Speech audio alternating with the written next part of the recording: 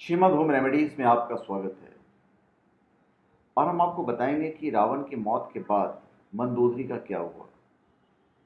अलग अलग जगहों पर अलग अलग चीज़ें लिखी हुई हैं। हम भी किसी रामायण की ही बात करेंगे। दूसरी बात हम ये करेंगे कि मंदोदरी कौन थी। और तीसरी बात हम ये वीडियो में ये करेंगे कि सीता मंदोदरी की पुत्री कैसे थी। देखिए, त्रेता युग में रामायण कथा के अनुसार रामावतार ने राक्षस राज रावण का वध कर अपनी पत्नी सीता को मुक्त कराया। राजा राम वापस आए और 11,000 वर्षों तक अयोध्या पर राज करने के बाद बैकुंठ पधार गए। लेकिन उधर लंका में रावण के पीछे राजा बनने वाले विभीषण और उनका क्या हुआ। रावण की पत्नी मंदोदरी का क्या हुआ। मेघनाद की जो पत्नी थी सुलोचना, उन्होंने तो अपने पति के देह के साथ सती हो गई। लेकिन अद्भुत रामायण के हिसाब से मंदोदरी ने सती न होते हुए अपने देवर विभीषण से शादी कर ली। लेकिन ये मंदोदरी थी कौन, कहां से आई, कैसे थे इसके रावण से रिश्ते। कश्यप ऋषि के पुत्र थे मयासुर। एक्चुअली मंदोदरी उनकी गोद ली हुई बेटी थी। एक दिन रावण मयासुर के घर गए और उसकी पुत्री मंदोदरी के रूप को देखकर मोहित हो गए। बस तभी उसने प्रस्ताव रखा और विधि विधान से उनकी शादी हो गई। लेकिन मंदोदरी की शादी से पहले मयासुर ने रावण को एक चेतावनी दी थी। उसने कहा था मयासुर ने कि मंदोदरी की कुंडली और ग्रह दशाओं के हिसाब से बताया था कि उसकी पहली संतान की वजह से उसके पति का कुल का नाश हो जाएगा। लेकिन रावण ने यह बात नहीं सुनी और कहा अहम ब्रह्मास्मि, क्योंकि अहंकारी तो था ही हो। और उसने शादी कर ली और फिर बात का रिजल्ट आपको पता ही है। जो मयासुर ने कहा सही हुआ। मंदोदरी के 3 पुत्र मेन थे, अक्षय कुमार, मेघनाद और अतिक्य। 3 ही पुत्र थे।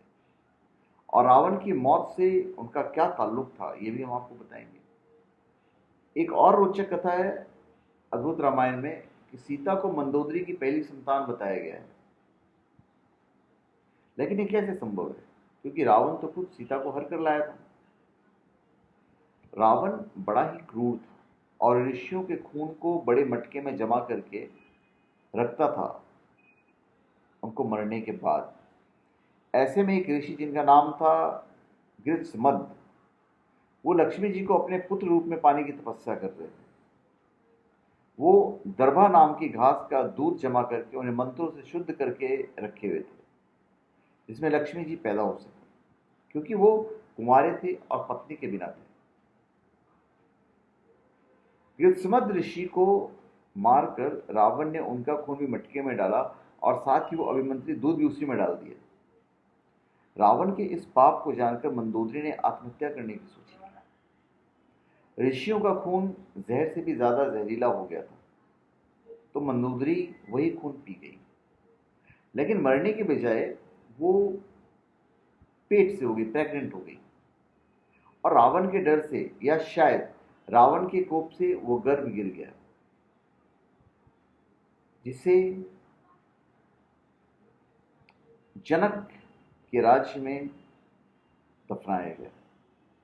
वहां की जमीन बंजर हुई तो राजा जनक द्वारा हल चलाने पर वहीं पर वही गर्भ जिंदा लड़की बन के निकली, जो सीता के नाम से जानी गई। और साथ ही क्षेत्र फिर से उपजाऊ हो गया। तो ऐसे में सीता रावण की तो नहीं, लेकिन मंदोदरी की बेटी कही गई। लेकिन इतिहासकार या शास्त्रों ने इस कहानी का अपुष्ट वर्णन किया है। तो धन्यवाद। आप हमारे चैनल पे सब्सक्राइब करें और अपने कमेंट दीजिए। धन्यवाद।